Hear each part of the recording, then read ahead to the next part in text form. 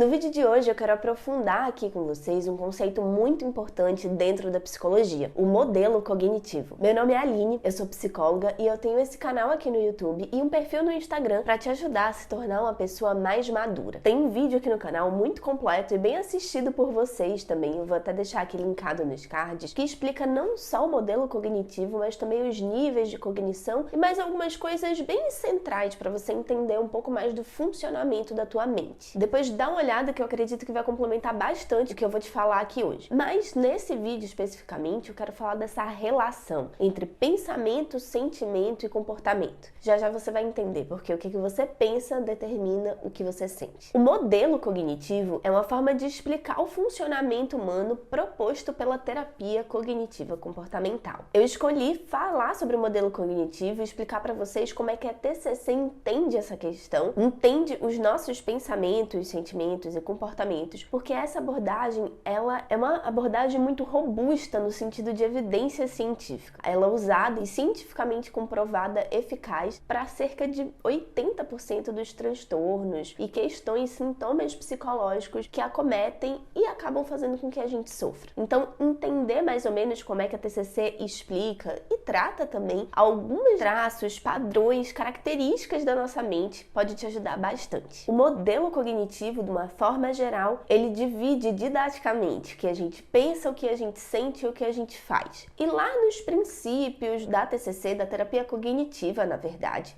se entendia essa relação pensamento, sentimento e comportamento como algo linear. Então você primeiro pensa, depois você sente de acordo com o que você pensa, depois você age de acordo com o que você sente. Mais estudos mais recentes, não tão recentes assim, isso já foi uma descoberta um pouquinho mais antiga, revelaram que na verdade esses três elementos eles se influenciam mutuamente. Então muitas vezes você passa por uma situação que te faz agir de determinada maneira, essa ação te faz sentir determinado sentimento, esse sentimento te faz pensar em determinada situação. Às vezes acontece justamente o inverso, às vezes você sente alguma coisa que te faz pensar ou te faz fazer. Enfim, a questão não é quem começa com o quê, mas sim que são elementos que se influenciam entre si. E essa é a questão que mais importa aqui pra gente, porque tem um desses elementos que você não consegue controlar. E se você assiste os vídeos aqui do canal, provavelmente você sabe que esse elemento é o sentimento. A gente não controla aquilo que a gente sente. A gente não consegue mudar o nosso sentimento, a nossa emoção só porque a gente quer. E tem uma razão para isso acontecer. O nosso sistema límbico, responsável pelos nossos estados emocionais, ele tem uma função evolutiva. Assim como em outros animais também a gente percebe que eles têm essa ativação do sistema límbico, também é muito interessante e importante que a gente tenha essa ativação. Mas o nosso cérebro não é composto somente por esse sistema. A gente tem o nosso córtex pré-frontal. A gente tem o córtex pré-frontal, que é uma região bem grande aqui da nossa testa, que faz com que a gente seja capaz de racionalizar as situações, coisa que nenhum outro animal é capaz de fazer. E é justamente ali que se concentram os nossos pensamentos, as nossas análises, ponderações, busca por explicações das coisas. Então, diferente de um animal que sente alguma emoção, né, é movido por alguma emoção ou por algum instinto e já está pré-programado ali para agir de uma determinada forma, a gente tem a possibilidade de, antes de agir, ponderar, analisar, perceber se aquela emoção faz sentido com a realidade, se aquele pensamento corresponde à realidade. E é justamente aí que está o título desse vídeo. E essa nossa capacidade de racionalização, ela é importante que aconteça, que a gente coloque ela em prática, não só no sentido de se apegar aos nossos pensamentos, porque nem sempre eles correspondem à realidade, mas de usar essa nossa capacidade de raciocínio, de análise e de crítica para justamente parar um pouco para pensar no que diabos a nossa cabeça está fazendo a gente interpretar. Isso porque os nossos pensamentos, eles são muito importantes também por uma característica evolutiva de previsibilidade. A gente passa por determinadas situações, aprende ali com elas e passa a reproduzir em situações semelhantes aquele aprendizado que a gente teve. E a grande questão é que quando a gente passa a interpretar as situações de uma determinada maneira, elas geram na gente determinada emoção. Como eu falei ali daquele exemplo, né, de que o pensamento pode influenciar no sentimento, o sentimento pode influenciar no pensamento, enfim. Dentro desses três elementos, não se controla o sentimento, mas aquilo que você faz, ou seja, o teu comportamento e o teu pensamento, sim. Então você tem aí uma possibilidade de influenciar a forma como você se sente, prestando atenção e controlando a forma como você pensa. No final das contas, o que é que eu quero dizer com isso? Não acredite em tudo que você pensa. O teu pensamento, ele é uma interpretação da realidade. Ele não é a realidade em si. E ele pode estar ancorado em experiências passadas que talvez provocaram até emoções negativas. Você tendo a possibilidade de olhar para essa situação com um novo olhar, com um olhar mais curioso, mais observador, até mesmo questionador, para saber se aquela experiência pela qual você passou é parecida com essa mesmo pela qual você está passando, pode te dar a oportunidade de se regular emocionalmente. Percebe que oportunidade interessantíssima você tem aí nas tuas mãos de praticar a regulação emocional? Vamos começar pelo automonitoramento. Perceba as situações em que você sentiu determinada emoção ali, com a carga de intensidade maior, com a carga afetiva, emocional maior, e se pergunte: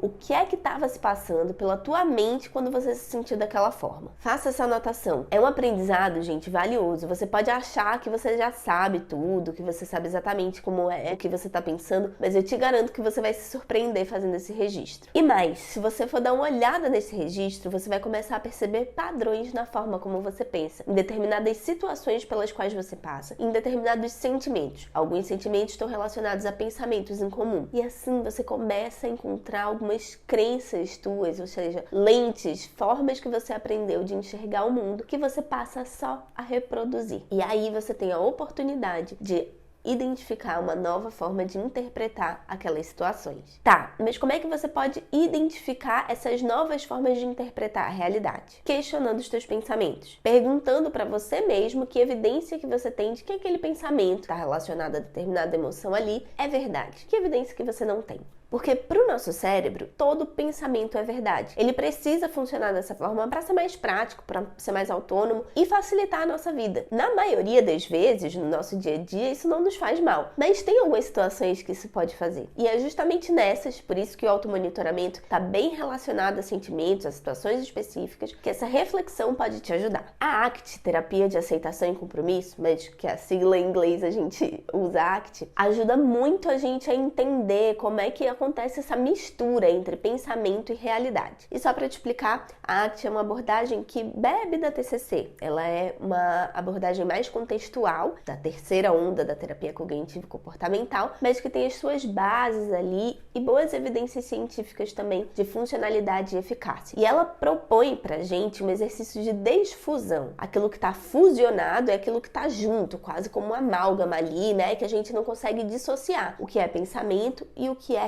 realidade. E a proposta que a ACT traz pra gente não é simplesmente a gente olhar, questionar todos os pensamentos e falar, não, isso serve, isso não serve, isso é realidade, isso é pensamento. Mas no primeiro momento, se colocar como observador. Sabe, num sonho, muitas vezes a gente é o personagem do sonho, mas muitas vezes a gente tá como se fosse assistindo um filme, vendo tudo aquilo acontecer, né? A ideia da desfusão é que a gente seja esse espectador, como no nosso sonho. A gente se retire um pouco da situação e olhe com certo distanciamento e consiga perceber que você não é o que você pensa. Você pode estar naquele estado. E a desfusão pode te ajudar a perceber que você não é o que você sente. Você está sentindo aquilo naquele momento. E nada do que a gente sente emocionalmente é permanente. Os nossos estados emocionais, eles são feitos para mudar. E se colocar como esse observador pode te ajudar a não se afetar tão drasticamente por essas emoções negativas. E sim aprender com o que ela tem para te ensinar. Uma outra técnica, uma outra forma de enxergar a realidade da ACT, que ajuda muito a gente a se desfusionar desses pensamentos e olhar para a realidade tal qual ela é o exercício de rotulação. Ao invés de falar categoricamente aquilo que você pensa, sente, como se fosse uma verdade absoluta, você verbalizar, rotular mesmo, os teus estados emocionais, a forma como você está pensando, aquilo que você está fazendo. Vamos pensar que você acabou, por exemplo, de perder alguém, ou faz alguns dias que você perdeu alguém. Um exercício de rotulação poderia ser você verbalizar para você mesmo: eu estou me sentindo triste, eu estou pensando na perda de um ente querido e estou me sentindo triste. Esse exercício de rotular mesmo aquilo que está acontecendo com você também cria esse distanciamento.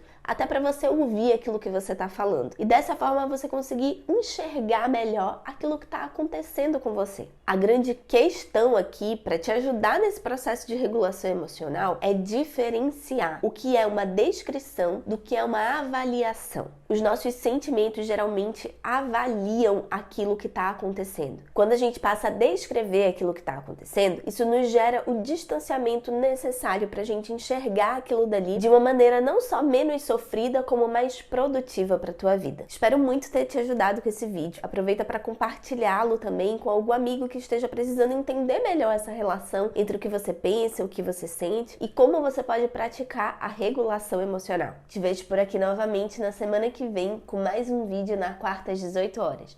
Um abraço e até lá!